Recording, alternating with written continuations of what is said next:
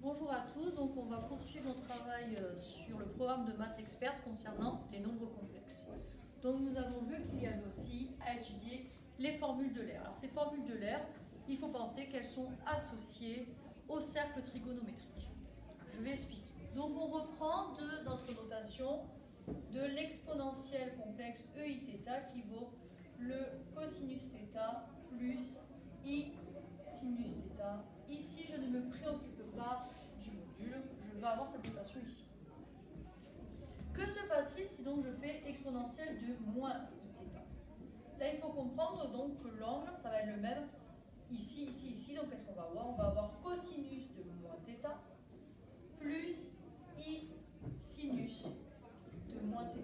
Alors moi, je n'ai pas envie de garder cette notation moins θ, je vais avoir en fonction de θ.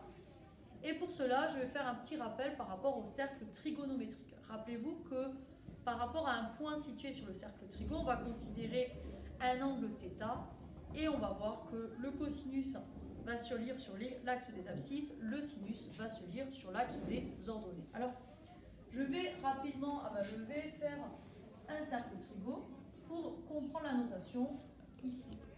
Si je considère ici par exemple un angle θ, je considère un point M appartenant à ce cercle trigo. Si je considère maintenant l'angle moins θ, je vais avoir un phénomène de symétrie par rapport à l'axe des abscisses. Et là, je vais avoir l'angle moins θ. Je vais ici considérer M' d'image.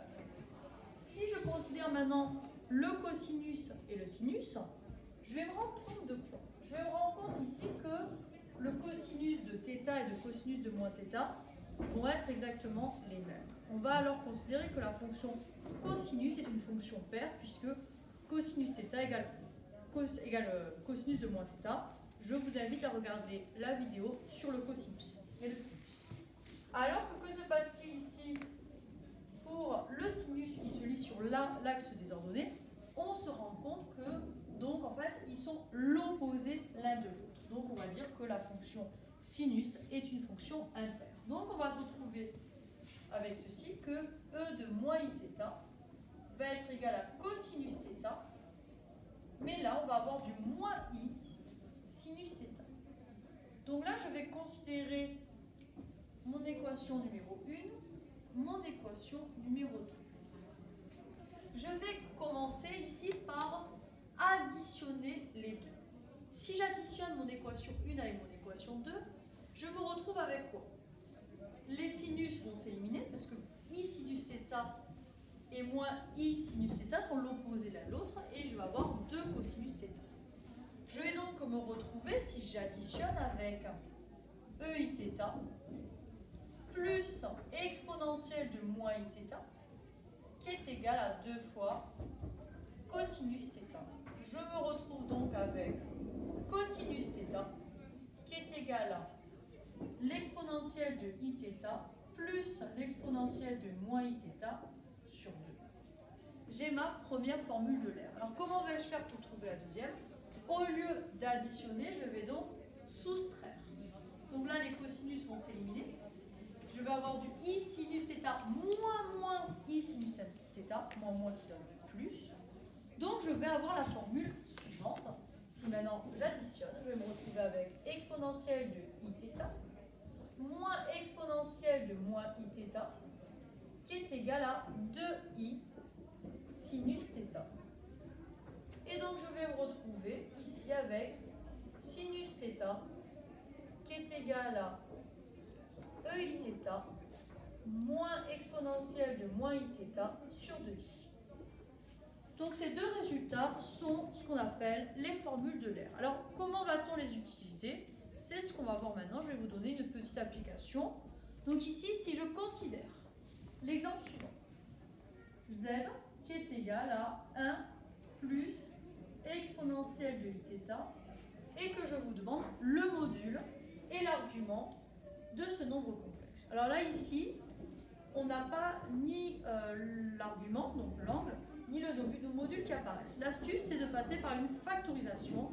Nous allons factoriser par exponentielle de Iθ sur 2. Donc je vais me retrouver avec exponentielle de Iθ sur 2. On se rappelle les propriétés de l'exponentielle qui sont les mêmes propriétés que les puissances. Comment je fais pour avoir 1? Rappelez-vous, 1 c'est exponentielle de 0. Quand on a une multiplication entre les nombres, c'est que nous additionnons nos exposants. Qu'est-ce qui est l'opposé de θ sur 2? C'est donc moins θ sur 2. Donc je vais me retrouver avec exponentielle de moins i θ sur 2. En effet, lorsque je les multiplie, je vais additionner mes exposants. θ sur 2 moins θ sur 2 qui donne 0. Et exponentielle de 0 qui donne 1. Et là, je vais avoir plus exponentielle de i θ sur 2. En effet, θ sur 2 plus θ sur 2, ça nous donne bien θ. Et là, je reconnais une des formules de l'air. Pas exactement formule de l'air, mais ça veut dire que là, qu'est-ce que je vais avoir? Je vais avoir 2 fois cosinus de θ sur 2. Donc, je vais avoir 2 fois cosinus de θ sur 2 fois exponentielle de i θ sur 2. Et là, il faut reconnaître une forme exponentielle complexe. En effet, nous avons un module exponentiel et l'argument. Alors, l'argument, ça sera donc θ sur 2. Et le module, ça sera 2 cosinus de θ sur 2. Petite précaution à prendre, il faut vérifier que 2 fois cosinus de θ sur 2 soit positif, parce que un module est toujours positif, puisqu'un module est une longueur. C'est ce que nous avons vu lorsque on a travaillé sur les vidéos des nombres complexes. Alors ici, on va reprendre notre cercle Trilbo. θ, on va considérer qu'il va ici de 0 à pi. Si tu le divises par 2, nous allons nous retrouver de 0 à pi sur 2, où notre cosinus est positif. Mais Denise, si on prend le cercle Trilbo en entier et qu'on travaille de moins pi jusqu'à pi, alors on va regarder, moins pi à pi, rappelez-vous le sens positif. Que se passe-t-il ici quand on va diviser par 2? Nous allons aller de moins pi sur 2 uniquement jusqu'à pi sur 2. Et sur cet intervalle qui va de moins pi sur 2 à pi sur 2, on se rend compte que notre cosinus est bien positif. Donc là, à cette interrogation, le module est 2 fois cosinus de θ sur 2 et notre argument, qui est un angle, est θ sur 2. Et là, on a enfin fini notre première vidéo sur les formules de l'air.